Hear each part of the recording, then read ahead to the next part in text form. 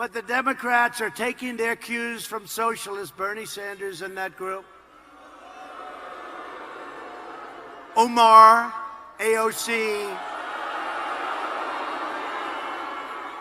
Tlaib, isn't she a nice woman? Tlaib. Tlaib. Why? What a group, but they're the leaders of the party. They're really, in my opinion, the leaders. That's what happened. That's how they got into this impeachment hoax. The leaders of the party are this AOC, Tlaib, and Omar. And Pelosi meets them and she shakes and quivers and she's very scared. Donald Trump is scared. That's what that clip shows to me. That was Donald Trump at a rally in Toledo, Ohio, and he's going after Bernie Sanders, AOC, Tlaib, Omar, the squad, about how they're the leaders of the Democratic Party, they're socialists, they're the reason this whole impeachment thing is happening, and on and on and on. And the point here is that more and more, Donald Trump is realizing that these are the people that will be challenging him in 2020. It's not going to be Joe Biden. It's going to be Bernie Sanders that's going to line up 1v1 in that presidential election. And so more and more, Donald Trump and the Republican Party have been aiming their attacks at Bernie Sanders.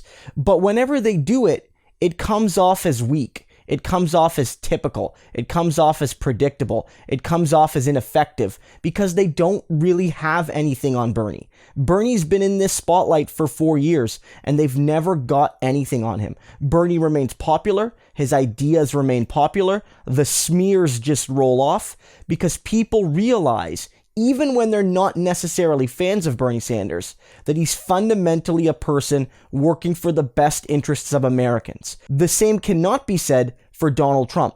And the same, in many ways, can't be said for Joe Biden either. And so Donald Trump relishes a potential matchup against Joe Biden. He relishes the opportunity to go up against a corporate Democrat who he can disingenuously attack as being anti-working class. It doesn't matter that Trump is probably even worse for the working class than Joe Biden. All that matters is, as long as Donald Trump can disingenuously attack Joe Biden for being anti-worker, having bad trade deals, and on and on and on, he can split that blue-collar vote and hopefully win the election. You can't do that with Bernie Sanders. You cannot attack Bernie Sanders from the populist right. It doesn't work. Bernie Sanders has rock-solid credentials when it comes to standing up for and with working-class Americans. And Donald Trump's strategy, what helped him win in 2016, works against a Hillary Clinton, and it works against a Joe Biden, but it will not work against the Bernie Sanders. And so that's why I think he's trying to attack Bernie, because he knows that Bernie Sanders is rising in the early states in the primaries, and he's rising in the national polls. I did a video last night showing Bernie Sanders in a new poll, first nationally, a couple points ahead of Biden. Trump knows this is the direction he needs to move in. But he's got to figure out a way to attack Bernie Sanders that doesn't just underline Bernie Sanders' fundamental strength. That's something that the Republican Party haven't figured out, and I don't know if they can figure it out. They've tried to attack Bernie Sanders by calling him a hypocrite for taking a lot of planes, but at the end of the day, almost no one flies more than Donald Trump, and he's usually flying between Washington and his golf course in Florida. I don't really think that Donald Trump, of anyone, can be critiquing anybody for flying too much. So at the end of the day, these are all very shallow attacks, very superficial. Bernie Sanders is the one that is causing conniptions within the Republican Party right now, because he is the rising candidate, because his type of politics, his type of legacy isn't vulnerable to a fake populist attack from the right. And that at the end of the day, a lot of blue-collar voters who did vote Trump but maybe usually vote Democrat are vulnerable to going back to the Democrats. And the biggest issue of all, and I've noted this before, that Donald Trump and the Republicans know they fundamentally win when people don't vote. The lower the turnout, the better the result for the Republican Party, at least 99% of the time. And so they have a desire to drive turnout lower. They do this through, quasi-illegal means from my perspective by, cutting people from the voting rolls, making it harder to register, attacking young voters and African-American voters and poor voters and on and on and on.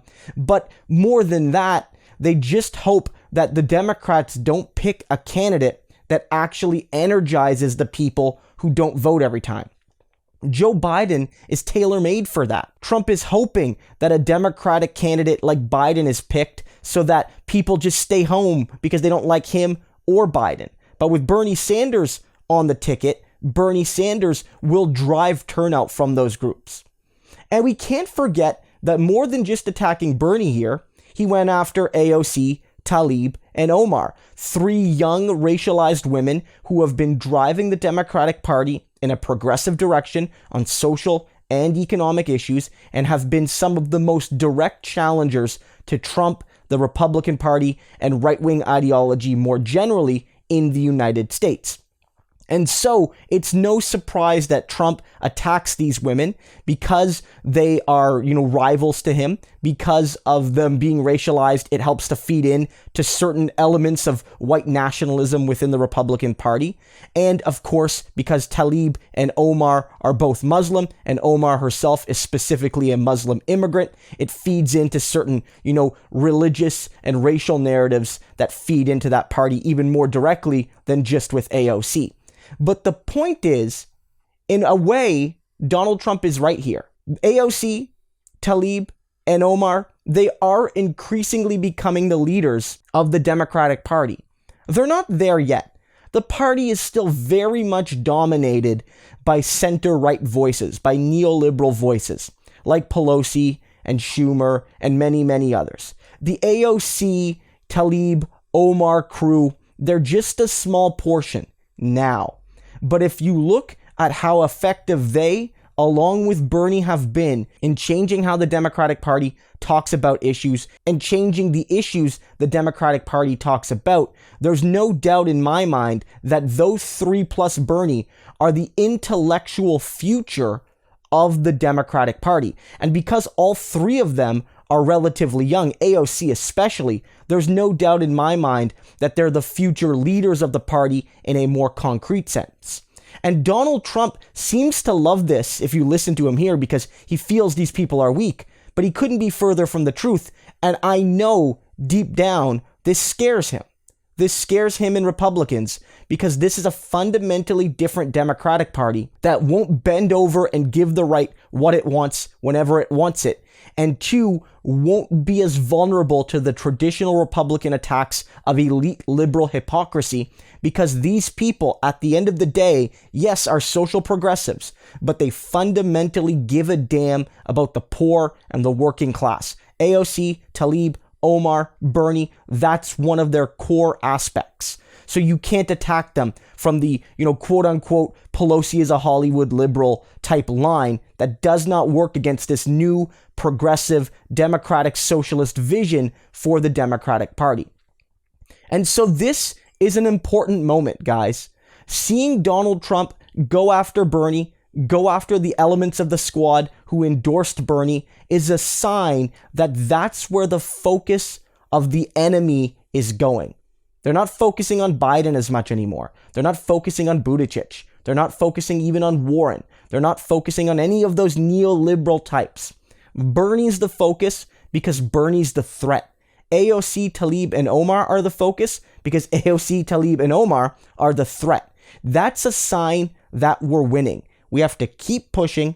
We have to keep fighting because at the end of the day, once Bernie Sanders wins the nomination, you're going to see, the proof will be in the pudding, that the Republicans got nothing on Bernie. They have nothing they can attack him with effectively. That's why they're terrified of him. And that's why when Bernie wins the nomination, he will be the next president.